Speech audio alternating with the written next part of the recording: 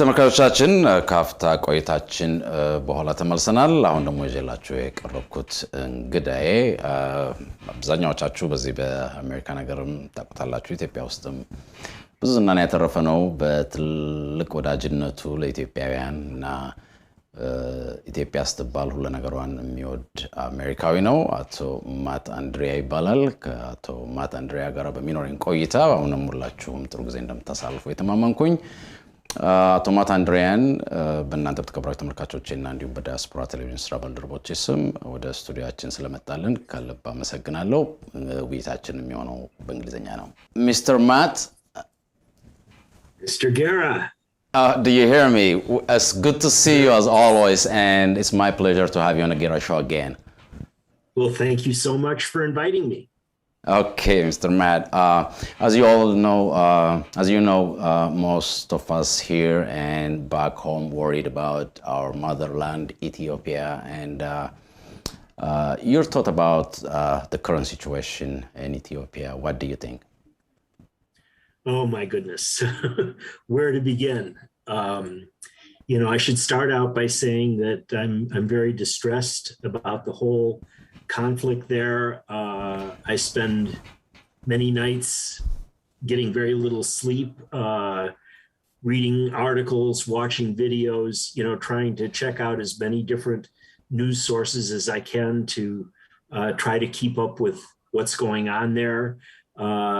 I also have many friends in Ethiopia that I speak to very frequently. I have friends who are deeply involved in humanitarian work in the IDP camps. So I'm hearing a lot of firsthand accounts of how people are suffering, losing their homes, losing their farms, losing their villages, being displaced, and then ending up in camps with people that they don't know in strange places with little food and medicine and really not even decent shelter. So yeah, the whole experience of the conflict is very painful for me because I care so much about Ethiopia, because my wife is Ethiopian. Although I can say, at least on her account, that where her family lives in Adama has been very quiet, and so things are not as stressful there as they are elsewhere.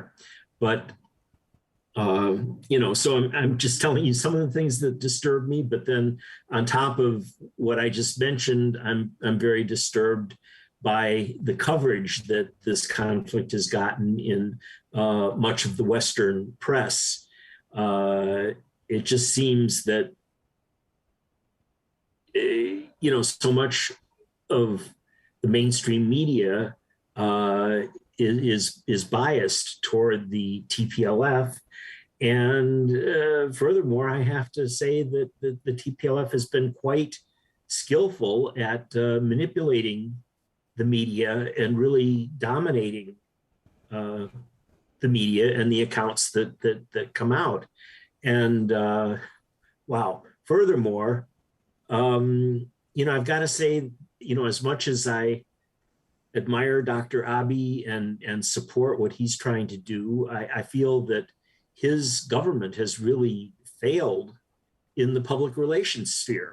They have not really been at all transparent about what's going on.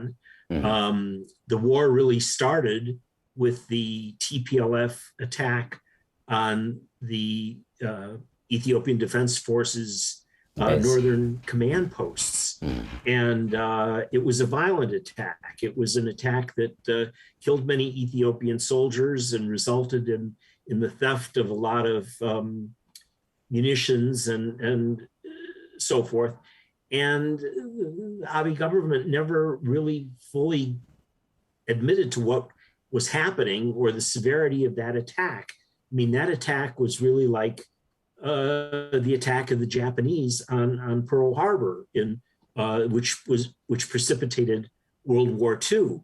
But because the precipitating event has never been really clearly defined, a lot of people perceive this as an attack by the government on Tigray, when in fact it was just the opposite. So I know I've said an awful lot, but my feelings are very complex, and there's a lot going on. That is true, Matthew. It's very interesting. But what do you think about the current administration in the U.S.? Do they have the moral obligation? I didn't even get to that. When I supported Biden when he ran against Trump. I thought he would provide a much better government for this country, and I thought also in terms of international relations. But after he was elected, and when I learned that Susan Rice was becoming a part of the administration, ostensibly in charge of domestic policy, I was very concerned, because I remember how fond she was of Meles Zenawi and the whole TPLF administration. And, they could do no wrong. They were, a democratic government as far as she was concerned. And she was the voice of American foreign policy during the Obama administration. And when she came back, I was concerned. And I my concerns have come home to roost. And I feel that her position has very strongly influenced American foreign policy. Yeah, that's true. As you said, the TPLF is not representing 100% of the Tigray region, but this administration take a side and supported TPLF instead of the officially elected Ethiopian government at this point. So that's as you said, that's very disturbing. But also because of that, most Ethiopian American or here in America or the diaspora was very disappointed, and most Democrat Ethiopian Americans these days, they are going to elect or vote for Republicans. Your take on that? Well, that's what I saw happen very recently in Virginia. Yes, a week ago. There was a real, a movement of Ethiopians Ethiopian Americans away from the Democratic Party and supporting Youngkin for governor of Virginia. And the numbers could have been sufficient to have been decisive in that election. What else do you advise to the Ethiopian community here in America overall, when it comes to this situation? I think, yes, I think people just have to, continue to voice their opinions, be in touch with their Congress people and senators. There's actually a bill that was just recently introduced. I can't remember the title of it, but it's something about promoting peace and democracy in Ethiopia, but it could have been written by somebody who is very pro TPLF, but that's, going to be introduced, if it hasn't already been introduced in the Congress, and that has to be fought. I think, the protests like the one I participated in just a few days ago at the White House need to continue, but it's not just protests. I mean, people, there need to be more articles. People need to reach out to the, whatever media sources they have and try to get the truth out. Matt, I greatly appreciate for your time. We're about to wrap up our program, but before that, when was the last time that you were in Addis or in Ethiopia in general? I was in Ethiopia for 2 months last year, January and February. It was obviously before this conflict emerged, and it was just before the outbreak of COVID. So my fiance at that time and I did a lot of traveling around Ethiopia. We went all through the southern region to Walaita, Arba Minch, Konso, Turmi, Jinka. We had a really a fabulous tour. We also spent time in Adama with her family. So it was a beautiful time. And then we came back to the United States subsequently within about 3 weeks or 4 weeks after our return. That was when the COVID lockdown began. And so when we got married, it was actually during lockdown, and we couldn't even have a public wedding ceremony, which was frustrating. But I was disappointed on that. Yes, but we've been very much together, and we you know, even during the lockdown, we tried occasionally to get out into the country, out into the mountains, and do hiking and just be in touch with nature to revive our spirits. But it's been a very distressing time for her too, as an Ethiopian, just, you know, knowing what's going on and worrying about the safety of her family and people that she cares about. And so it's difficult for both of us.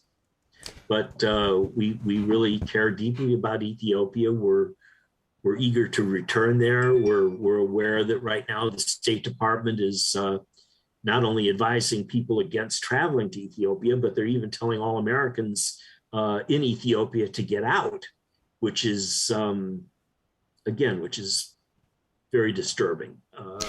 Do you have any friends, American friends that are in Ethiopia right now? I'm not saying Ethiopian Americans. I know you have a lot of Ethiopian American friends, but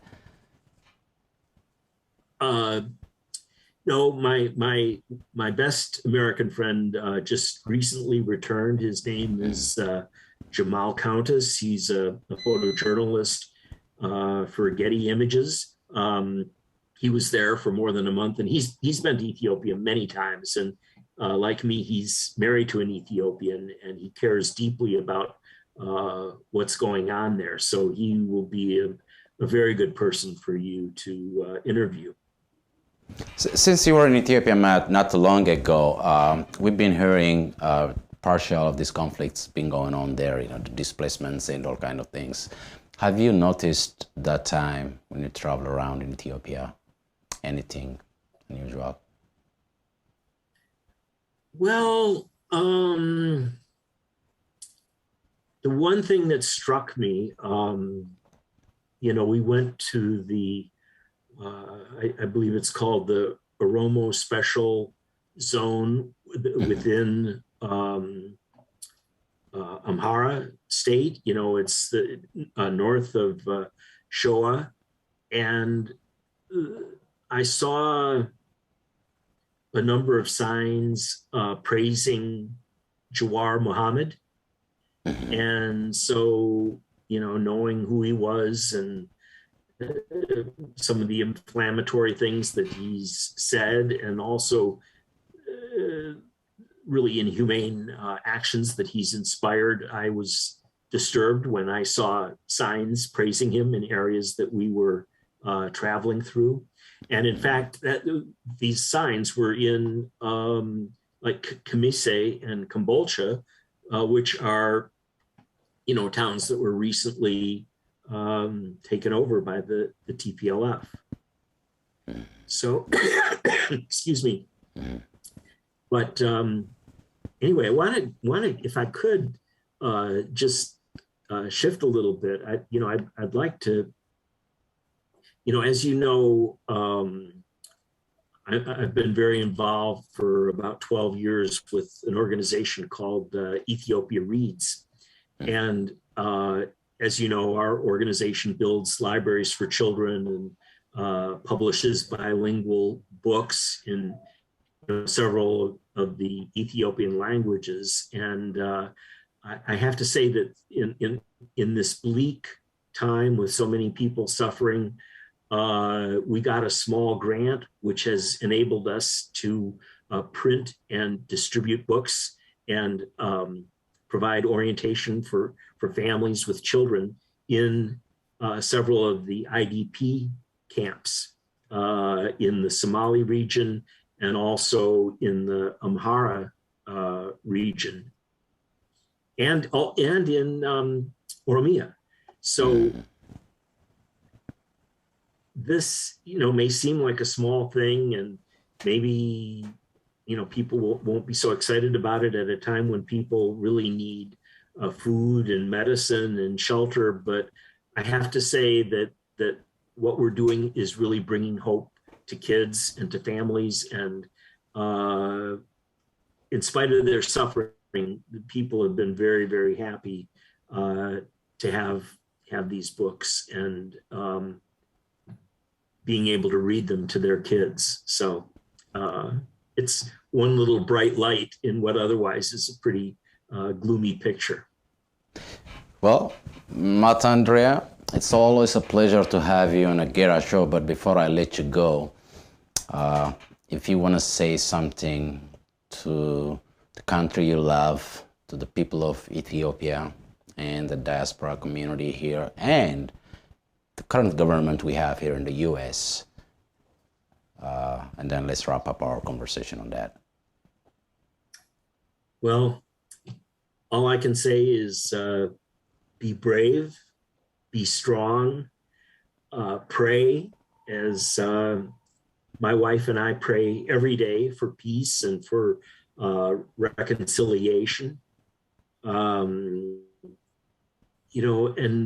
don't get complacent, don't become depressed, but stay active, stay vocal, communicate to your government and to our government, and let people know what the truth is about the conflict and why this conflict emerged in the first place, and how much suffering is going on, not just in Tigray, but throughout many other parts of Ethiopia, including Afar, Benishangul Gumuz, the Welega area of Oromia, and the parts of Amhara that have been taken over by the TPLF. So just stay faithful, stay strong. Aizo, okay. And Exabir Esteling. Andrea, it's always a pleasure again. Thank you very much for your time and for sharing your opinion about Ethiopia and the relationship we have with the United States. Thank you again, and hope we will see you soon on a different topic. But for now, have a great day, sir. Ciao. አመሰግናለሁ። ሚስተር ተመልካቾቻችን እስካሁን ስትከታተሉ የቆያችሁት የጌራ ሾው ላይቭ ፕሮግራም ነው። ከሚስተር አንድሬያ ጋር ያደረኩትን ውይይት ነበር። በዚህ ውይይት ሁላችሁም ጥሩ ጊዜ እንዳሳለፋችሁ እየተማመንኩኝ፣ አሁንም ለኛ አንዳንድ አስተያየቶችና ሌሎች ነገሮችን ማድረስ የምትፈልጉ ሁሉ በድህረ ገጽ አድራሻችን www.dtv-tv.com ላይ በመግባት ወይም ደግሞ በፌስቡክ ድህረ ገጻችንን ጌራ ሾውን ፈልጎ ላይክ በማድረግና ቤተሰብ በመሆን እንዲሁም ከስክሪናችሁ ስር በመታየት በዩቲዩብ ቻናላችንን ላይክ እና ሰብስክራይብ በማድረግ ቤተሰብ በመሆን ልታደርሱልን ትችላላችሁ። እስካሁን ስለተከታተላችሁን ከልብ እናመሰግናለን። በሚቀጥለው ጊዜ ሌላ እንግዳ ጋር እስከምንገናኝ ድረስ መልካም ቆይታ።